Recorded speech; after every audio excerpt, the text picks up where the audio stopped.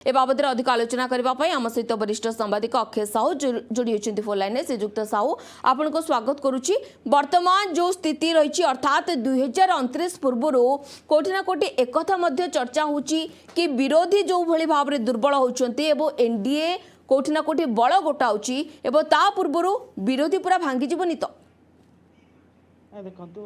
जेपर्यंत गणतंत्र रही से पर्यंत शासक दल रही विरोधी दल रही तो विरोधी दल कौन से प्रकार भांगी जबार उचित सेमती संभावना ना जिते भांगुथ पुणी से नुआ कर दल यहाँ देखा भारतर राजनीतिक इतिहास को एपर्यंत तो सब विरोधी मैंने थिले रही केते सशक्त रोचंती रही देखिबार कथा तो ये जो आपण पूर्वापर प्रसंग देखिए कहते तृणमूल कथा तृणमूल कांग्रेस कथा कहतु बा उद्धव ठाकरे शिवसेना कथा कहतु बा अन्य दल जो भांगी जाऊँच आम गोटे कथा कहीपा जे जितेबाला केंद्र शासन में भारतीय जनता पार्टी अच्छी भारतीय जनता पार्टी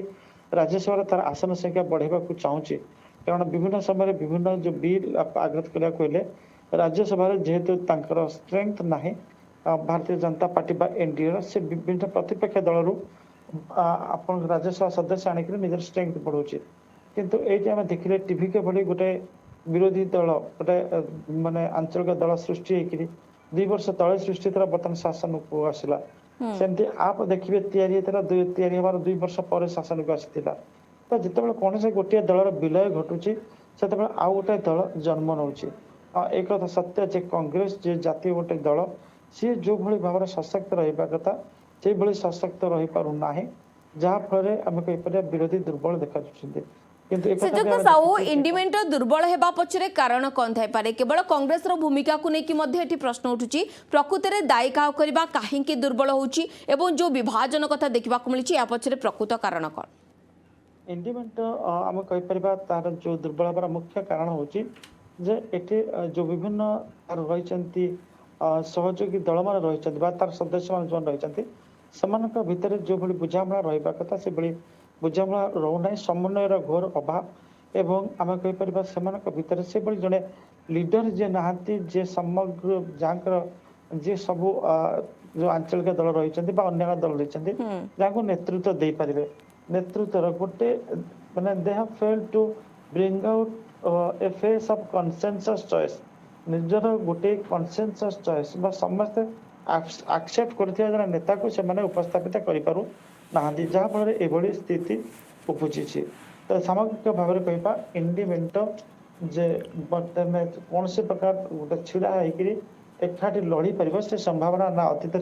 सृष्टि ना आसंता दिन भी सृष्टि हम जो प्रतिक्रिया आसुची कि ईडी सीबीआई रो भय रहुची विरोधी पाखरे सेथिपई कि अनेक विरोधी एवं बीजेपी को ही विकल्प बाछुचंती सेथिपई कि ना एक कथा हम कहि परबा एटा आंशिक सत्य किंतु जदि गोटा दल रे आपनकर जो माने निष्कलंक व्यक्ति थिबे करप्शन करि नथिबे एवं पार्टी रो नीति आदर्श को विश्वास करथिबे से दल कहीं दल छिबे तो एटे मोटा मोटी भाव में कहि परबा जे आपण देखिबे जे अधिकांश नेता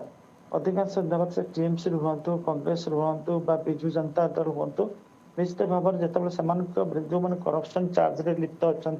जहाँ विरुद्ध करप्शन चार्जेस अच्छी किसी दिन पर से भारतीय जनता पार्टी को चली जाऊँच कथा देखा मिलू किंतु जदि से जो समय क्षमतार थे से समय करप्शन न करते आपणकर अन्याय उपाय अर्थ जमाट न करते ईडी सीबीआई भय भारतीय जनता पार्टी भी देखी पारतानी जदि बर्तमान व्यवहार करुच्च कराए तो ये आम कहीपर जेहेतु से दुर्नीतिग्रस्त रही जेहेतु समस्त अराजकतार लिप्त रही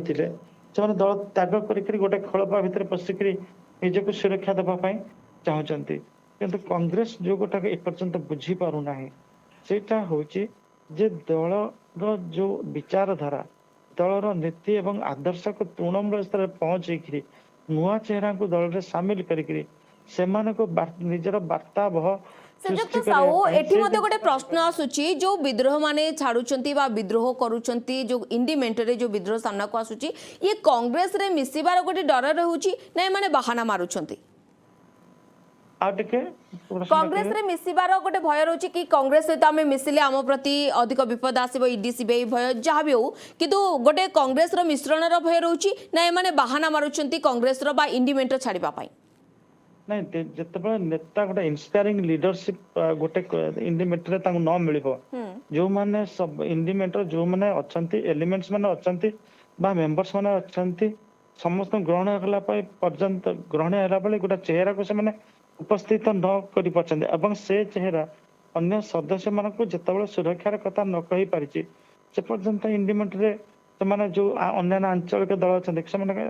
ଯୋଉମାନେ କଂଗ୍ରେସରେ ସିଧାସଳଖ ଯୋଗ ଦେବେ ନାହିଁ ଆଉ କଂଗ୍ରେସରେ ଯୋଗ ଦେଲେ ତାଙ୍କୁ ସେତିକି ପ୍ରୋଟେକ୍ସନ ମିଳିବ ବା ସେତିକି ରାଜନୈତିକ ଭବିଷ୍ୟତ ତାଙ୍କର ସିକ୍ୟୁର ହବ ସେ ନେଇକି ସେମାନେ ସନ୍ଦିହାନ ରହିଛନ୍ତି। ତେଣୁକରି ସବୁରି ମୂଳରେ ଗୋଟେ କଥା କହିବା ଯେ ଯେ ଆପଣଙ୍କର ନେତା କୌଣସି ଦଳରେ ଅଛନ୍ତି ସେ ଗୋଟେ ଦଳକୁ ଚାଲିଗଲେ ଯେ ସେ ଦଳ ଦୁର୍ବଳ ହେଇଗଲା ଅନ୍ୟ ଦଳ ସବଳ ହେଇଗଲା ସେଇଟା ଭୁଲ ପ୍ରମାଣିତ ଆଜିକା ଦୁନିଆରେ ହଉଛି। ଯୋଉ କଥା ଆମେ ଟିକକ ପୂର୍ବରୁ କହିଲେ ତାମିଲନାଡୁ ଯଦି ନିର୍ବାଚନ ଆମେ ଦେଖିବା ନା ସେଠି ରାହୁଲ ଗାନ୍ଧୀଙ୍କର ଛବି କାମ କଲା ନା ସେଠି ନରେନ୍ଦ୍ର ମୋଦି ଅମିତ ଶାହାଙ୍କର କାର୍ଯ୍ୟ କଲା। ଯେତେବେଳେ ଜନତା ଅନ୍ୟ ଗୋଟେ ବ୍ୟକ୍ତି ଭିତରେ ଲିଡରସିପ କ୍ୱାଲିଟି ଦେଖନ୍ତି ତା କଥାକୁ ବିଶ୍ୱାସ କରନ୍ତି ସେ 2 ବର୍ଷର ଗୋଟେ ଦଳ ହେଇଥିଲେ ମଧ୍ୟ ତାଙ୍କ କ୍ଷମତାକୁ ନେଇ ଆସିପାରନ୍ତି ଯାହା ଆମେ ଦେଖିଲେ ଦିଲ୍ଲୀ କ୍ଷେତ୍ରରେ ଯାହା ଦେଖିଲେ ତାମିଲନାଡୁ କ୍ଷେତ୍ରରେ। ତେଣୁକରି ଏଠି କହିପାରିବାନି ଯେ ରାଜ୍ୟସଭାର କିଛି ମାନେ ଲୋକସଭାର ସାଂସଦ ଯଦି ଛାଡିକିରି ବିଜେଡି ଯାଇକି ଆପଣ ବିଜେପିରେ ମିଶୁଛନ୍ତି ବା ବିଜେପିରୁ ଅନ୍ୟ ଆସିକିରି କୋଉଠି ମିଶୁଛନ୍ତି ସେଥିରେ ଦଳ ଦୁର୍ବଳ ସବଳ ହବାର ପ୍ରଶ୍ନ ସେତିକି ନାହିଁ। ହଁ କିଛି ସମୟ ପାଇଁ ଯେତେବେଳେ ଲୋକସଭାରେ ବା ରାଜ୍ୟସଭାର ସଂଖ୍ୟା ଗଣିତର ଗୋଟେ ସାହାରା ଦରକାର ସେତେବେଳେ ସେମାନେ ସଂଖ୍ୟା ଗଣିତର ସାହାରା ପାଇପାରିବେ। କିନ୍ତୁ ଆମେ ଦେଖିଛେ ଭାରତର ରାଜନୀତିରେ ମାନେ ଆପଣଙ୍କର ଗୋଟିଏ ପ୍ରସଙ୍ଗ ନେଇକିରି ମଧ୍ୟ ଗୋଟେ ପ୍ରସଙ୍ଗ ନେଇକିରି ଯୋଉ ପ୍ରସଙ୍ଗ ପରବର୍ତ୍ତୀ ଅବସ୍ଥାରେ ଅପ୍ରସଙ୍ଗ ସାବ୍ୟସ୍ତ ହେଇଛି ସେ ନେଇକିରି ମଧ୍ୟ ସରକାର ଗଳି ପଡିଛି। ତେଣୁକରି ସାମଗ୍ରିକ ଭାବରେ କହିବା ଯେ କଂଗ୍ରେସ ଯଦି ଇଣ୍ଡିପେଣ୍ଡେଣ୍ଟ ନେତୃତ୍ୱ ନେବାକୁ ପଡିବ କଂଗ୍ରେସ ରାହୁଲ ଗାନ୍ଧୀ ସମସ୍ତଙ୍କୁ ଗ୍ରହଣ ହେଲା ପରି ମାନେ ହେବା ଦରକାର କିନ୍ତୁ କେତେବେଳେ ମମତା ବାନାର୍ଜୀ ତାଙ୍କୁ ଗ୍ରହଣ କରୁଛନ୍ତି ତ କେତେବେଳେ କରୁନାହାନ୍ତି।